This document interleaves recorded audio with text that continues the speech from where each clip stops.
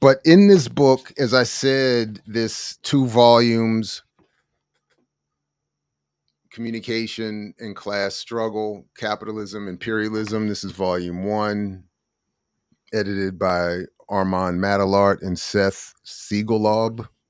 In this chapter, Social Research and Counterinsurgency, The Science of Neocolonialism, written in 1970 by Carol Brightman and Michael Clare, is again fascinating. I told Professor Burton and Jared Ware not too long ago that I forgot what I was saying exactly, but the point I meant to convey was that they and again Dylan Rodriguez had largely returned my focus to a wing of study I had not paid enough attention to. And the point being that there's been so much said about counterinsurgency, and to their credit, the colonizers are really really worried about this. They really think about this a lot. They really concern themselves, and this is why I know I'm sometimes criticized for it, but this is why I cannot help.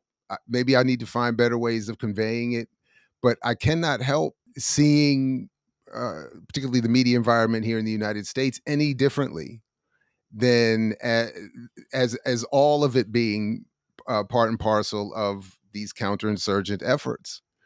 That and again, the more we like this stuff, the more we should be seeing or considering how they're doing it. But the point being, there's just been for a long time, a lot of research. They put in a lot of effort. And this was just a fascinating, relatively short chapter.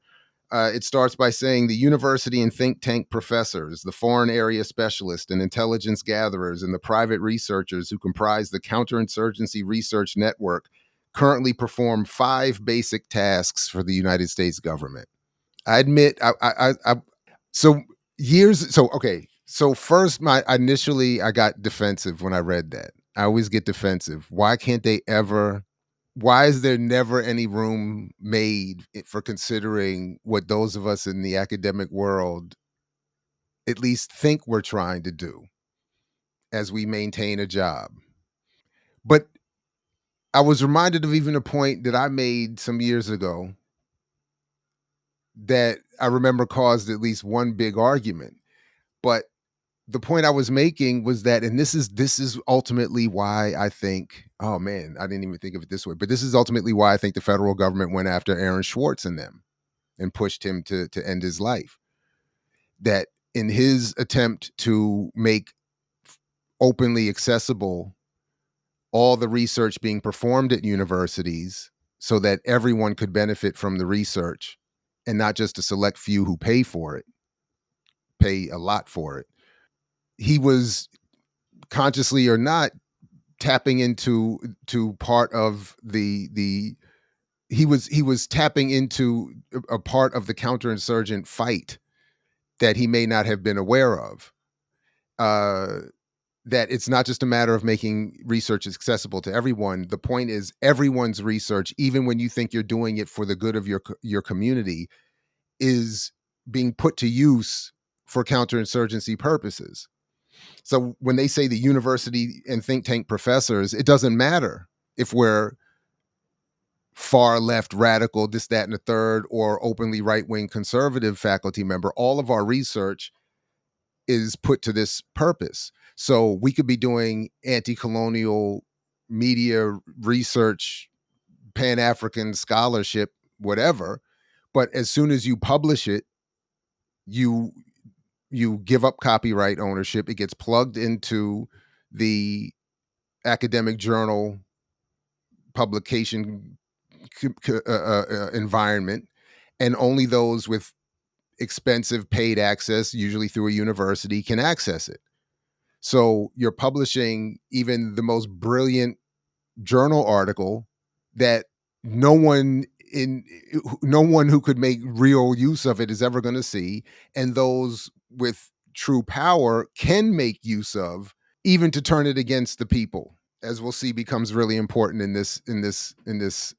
So it doesn't it really doesn't matter. So I can get defensive all day and think, "Oh, well, I'm not like them." No, you are like them. I am like them, whether I want to be or not. So the five things, and obviously I'm not going to read the entire chapter, but just the point though is where as the authors say here, is social controls built into advanced industrial countries are social control. The, at the top of the list is the investigation of the social factors which may in turn precipitate or preclude insurgency. So what can you tell us about a society that might precipitate or preclude them rising up? Second is the development of operational models which identify those aspects of an actual state of insurgency most susceptible to military control. Are they rising up? Do we need to get the guns or can we do this with the butter? The third task brings the research into a network into the forefront of psychological warfare operations. So we can write our beautiful journal articles about our people's culture and how we do things and how we do things differently and how we're this is how our traditions work, and we publish it and we get our pats on the back and we get our jobs and we get and then no one in our community sees those journal articles, and then except these folks are happy to put teams of researchers together to assess all of this and then plug it into now obviously these authors are also talking about people who are specifically tasked to do this research in the university. I'm just pointing out that all of us can have our research turned and then they just say, oh, this is what your people like to do, send this to our psychological operations division and have them reverse engineer so that we can figure out how to manipulate, as they'll get to in a minute, the signs and symbols, etc. The fourth task entails the production of anthropological and sociological information which can be used by the U.S. to intervene in political and social processes of the host country. By the way, and because of my own biased lens, that though they don't include here and talk here specifically about Black America or Latin America or indigenous populations colonized within the United States, just so you know more about my bias, I do hold to the internal colonial, or a form at least of internal colonialism theory, and acknowledge Black America as an internally colonized nation. And with no disrespect to the national divisions within all of these groups, I'm saying the indigenous and Latin American populations are themselves approached much in the same way. So the same tactics used here abroad are brought back into the United States and used against populations here. And then this is fascinating, using elaborate war games. And this is 1970. All right. This text was first published at NACLA. I don't know what does that acronym stand for, but March 1970. Using elaborate war games, computer simulation techniques, and mathematical model building, teams of social scientists plot the strategic scenarios which in turn guide the mechanisms of intervention with which the U.S. pursues its imperial interests in the third world. And remember, I keep referencing it because it's the one example that sticks in my head, but those that war games that the Air Force was running in 2018 in preparation for an uprise of Generation Z. So they were treating an entire generation of United States citizens exactly in the same way. War games, mathematical models, computer simulation in 1970. What is going on in 2025? Especially when your favorite Grammy award-winning rapper is making tracks for the Department of Defense's war games, Xbox, Sony, PlayStation war games, ops games. Like, we're in trouble. And now Dennis Prager is running the national. Another important facet of George Jackson that I did not pick up. I picked up the ideas and maybe some of the energy, but one that I did not follow, that I have not followed sufficiently, is the fighting science training and the physical conditioning. Although he did smoke a lot of cigarettes. Even I'm looking for them 50-year-old TikToks about the old man in the chair exercises. I remember when I thought I was gonna get caught on that drug test in the Navy and was getting thrown out, I started going back to the gym heavy because I was like, "I'm about to be in these streets for real. I gotta get in shape." I'm having a similar feeling today. But what they end up talking about are a variety of projects, special operations research offices that involve American University. Well, I'll come back to it, but Berkeley, other elite universities in the United States, to track patterns of civil violence, to assess the sociological and psychological characteristics of guerrilla organizations. Our old favorite, the Rand Corporation, that has been involved in is involved in public relations and psychological warfare operations through the last 50 plus years to today is referenced here. The Rand Corporation has conducted several classified studies of Viet Cong motivation and morale for the Assistant Secretary of Defense and International Security Affairs. Going back to the 1950s, developing counterinsurgent models against the Vietnamese. They also start talking about one of our favorite, the Advanced Research Projects Agency, or ARPA, now known as DARPA, right? Defense Advanced Research Projects Agency, right? Where we get today's internet from, right? I always like to remind, this is military technology we're using here. And what was ARPA doing in the 1960s? Developing several manual counterinsurgency games in which human players represented insurgents, villagers, and government troops in simulated exercises of various counterinsurgency strategies. These games included Agile Coin, counterintelligence, obviously, a counter guerrilla game, Herb Coin, an urban counterinsurgency game, and Politica, a manual counter subversion and counter conspiracy game. And then I wrote a note here. You get ARPA. So I scribbled a little flow chart for myself in here. Wait, no, I can't get it. Oh, right here it is. Here it is. My little flow chart on the side in the margins here. ARPA to DARPA to internet to data to counterinsurgency writ large. Like today's what we must be suffering right now is immense, and yet here we all are trying to gather in some form of a way to discuss or to promote discussions of what we might do. Theoretical exercises of this sort require a quantity of raw data on historical instances of insurgent and counterinsurgent warfare. So they're talking again. This is in 1970, talking about the very entity that produced today's internet and media environment is already talking about the collection of raw data to better understand how to perform counterinsurgency. Today in 2025, the raw data they're collecting is I mean what the capabilities would have to be remarkable. In talking about what the social scientists are encouraged to do on behalf of U.S. counterinsurgency programs is the development of techniques and materials for psychological warfare. Research on psychological operations, or in military jargon, PSYOPs, actually involves two kinds of tasks. First, the basic research on the mechanisms of attitude change and persuasion. And second, anthropological and sociological work on research on specific societies to determine symbols and arguments that will be most effective in producing certain attitudes in the target population. So obviously, we're thinking about all the struggles we have in these kinds of spaces: the reverse hashtags, the creeping liberalism, the struggles over the language of Israeli genocide and Zionism. I mean, the struggles over settler colonialism, defining settler colonialism versus free democracy here in the United States.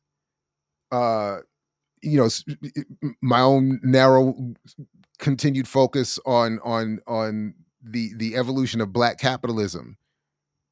I mean, again, they're organizing in and this is a reflection of research that goes back 20 years. So they're in the 50s already trying to figure out mechanisms for attitude change, persuasion, manipulation of symbols and arguments, and determining which will be most effective in producing certain attitudes in the target population. At this point, it should be noted that the US government does not encourage the use of the word propaganda in discussions of the Pentagon's psychological warfare programs. I think that sentence actually made me laugh when I first read it. And I think this is a transcript of a speech. So I don't know if they meant it to be read to be funny, but the US, they don't want to they don't want to call psychological warfare propaganda. We shall see, however, that the distinction between US programs in quote intercultural communication, the approved terminology, and classical propaganda activities is non-existent. So there, in other words, this is why I keep wanting to repeat. They're all euphemisms: public relations, propaganda, psychological warfare, branding, marketing, advertising, strategic communication, intercultural communication. Name it. They're all, we can maybe try to pull out minor distinction, but they're all, the distinction between them is non-existent. Is ultimately non-existent. They're all meant to do the same exact thing. So yeah, they're talking. So University of Florida is involved in studies in military sociology, Rand Corporation, and then this my favorite was this program that they had in at the University of California in Berkeley, which is always thought to be this super liberal, damn near revolutionary entity. Complementing these studies of foreign military establishments are a series of Pentagon-financed investigations of other social formations which play a key role in underdeveloped societies, particularly students, urban intellectuals, and native entrepreneurs. Message!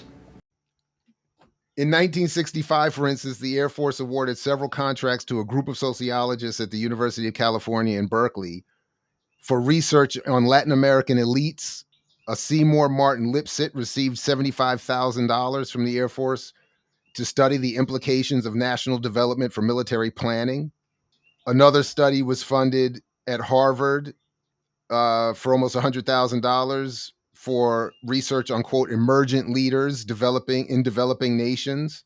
And then a Rand study on the Lao elite, a study of tradition and innovation, constituted an attempt to define how the Lao elite and show their relationship to other groups in the population.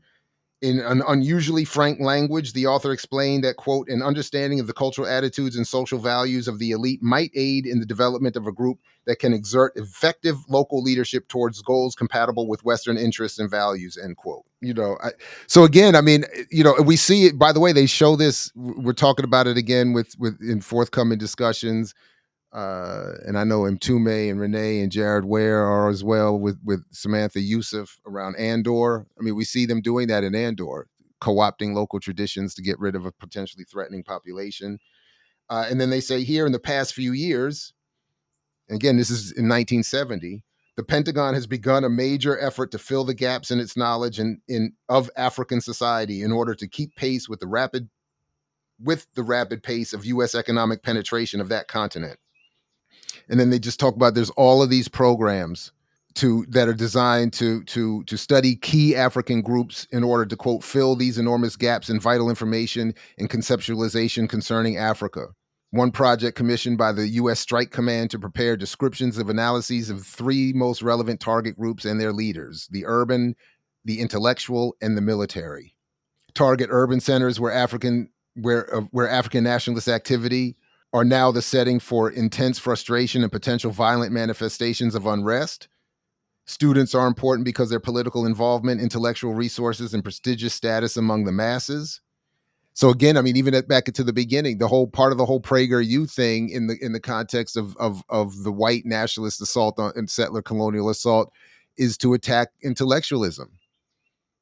If you can either reshape it or destroy it as being seen as being valuable, and then we see this all the time. Again, selfishly, I see it all the time. Somebody just said it again. I don't need to read this doctor's book. I know buying power is not real, or is real. He's not right.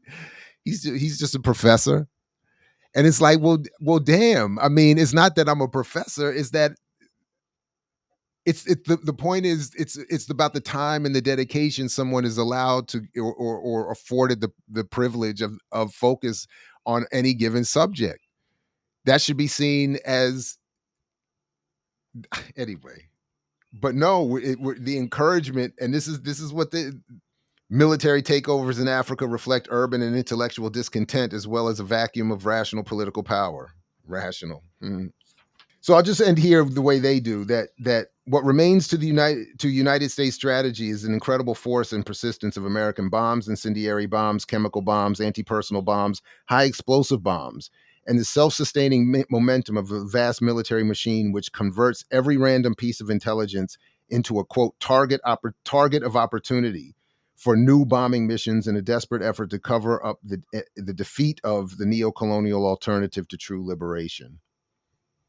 So, as I understand it, and my point would be that for as they're pointing out, that massive data and research is necessary, surveillance of the population is necessary, massive amounts of resource and energy is devoted to studying target populations for the purpose of manipulating them, for the purpose of engaging them in warfare. And at the end, when those all fail, endless amounts of bombs will be dropped. Again, this is why I keep falling back to the default that all this media is designed, and I know it can easily be reduced to something cliche and corny, but all of this media is designed to be, our media environment is constructed to be as dismissive of the kinds of politics we look to engage here.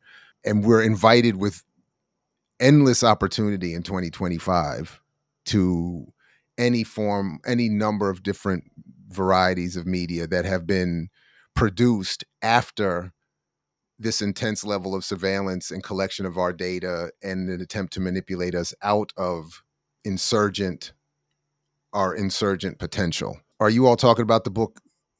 I don't know if you're talking about the name of the book that I was working from. Maybe I'm just catching that late in the chat, but I will just say again, Communication and Struggle. It's a 2-volume